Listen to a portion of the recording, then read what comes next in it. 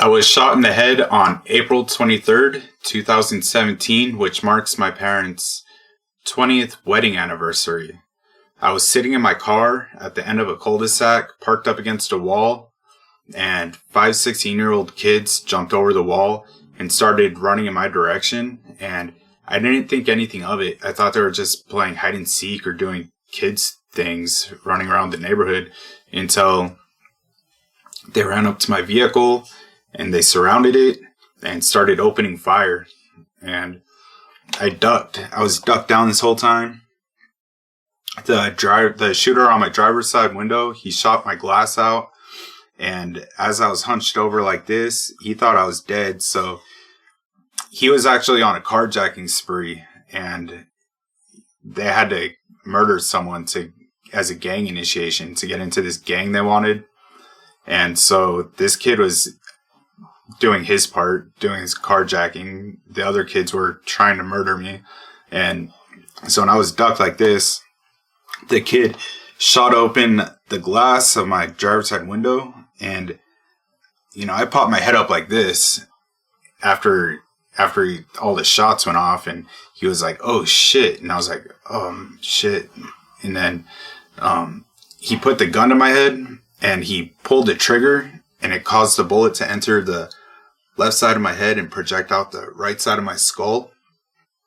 And as a result of that, I was in a coma for 15 days. And in that time of the coma, I had brain surgery. I had 7 blood transfusions. And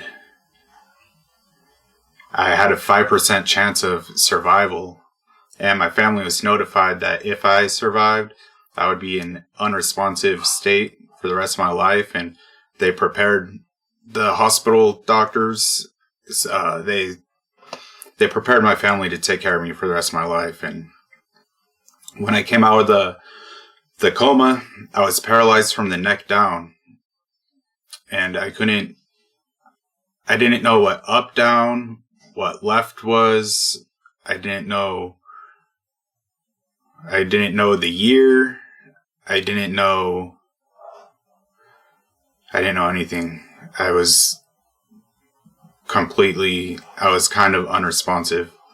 And so I had to relearn everything. And it was hard.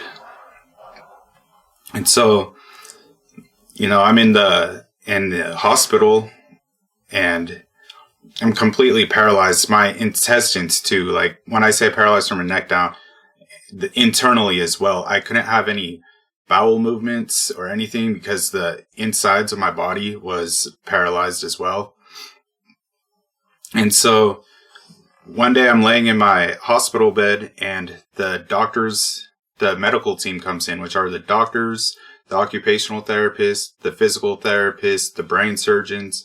Everybody comes into my room, and they told me, "Nolan," they told my family as well, "you're never going to walk again." And I thought back to everything I wanted to do in my life.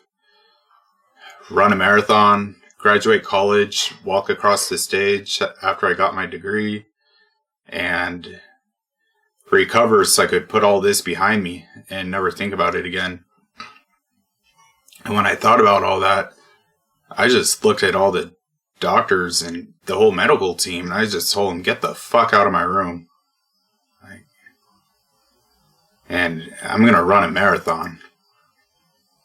And at that point, everybody walked out of my room, and the last brain surgeon to leave the hospital room, he looked at me and said, "And Nolan, I believe in you." And he walked out. And then for the next 2 years, I worked hard every day to make my dreams and my goals come true. I just worked really hard, despite being told I would never walk again. I got new physical therapists, and they told me, "I don't want you to practice standing. I don't want you to practice using your legs. I don't want you to do any of that." And I completely disagreed, because I believed in myself that if I did practice walking again, I will walk again. It was just a matter of practice and, getting myself with the people who believed in me as well to accomplish my goals and dreams. And so I continued. I started practicing everything I could practice standing. I mounted bars around my house. I practiced standing on and to hold on to for balance. And then I did everything I could. I went to the gym every day. And then one day I was in there, and it was the day I learned how to crawl, actually. And this guy who I'd never seen in my life came up to me and said, "Hey, Nolan, what do you think about me starting a GoFundMe page for you to raise some money for you to go to a walking clinic to learn how to walk again?" And I was like, "Yeah, I would love it." And I was surprised. I'd never seen this guy in my life. And as he was leaving, he said, "Yeah, man, you walking is my number one priority. So let's do this." And so he set up the GoFundMe, and with my social media following, I raised enough money to go to this place called Next Step. And when I got there, the therapists were unlike anyone I met in my recovery so far. Instead of telling me what I can't do, they're telling me that I can do anything if I put my mind to it. And they asked me what I wanted to accomplish, what my goals were. I told them everything. And then they said, "All right, let's do it. We're going to make a plan and a list of smaller achievable goals to reach your bigger goal." And they really saved my life and really made my recovery and made everything possible for me to reach my goals of what I wanted for myself in my recovery.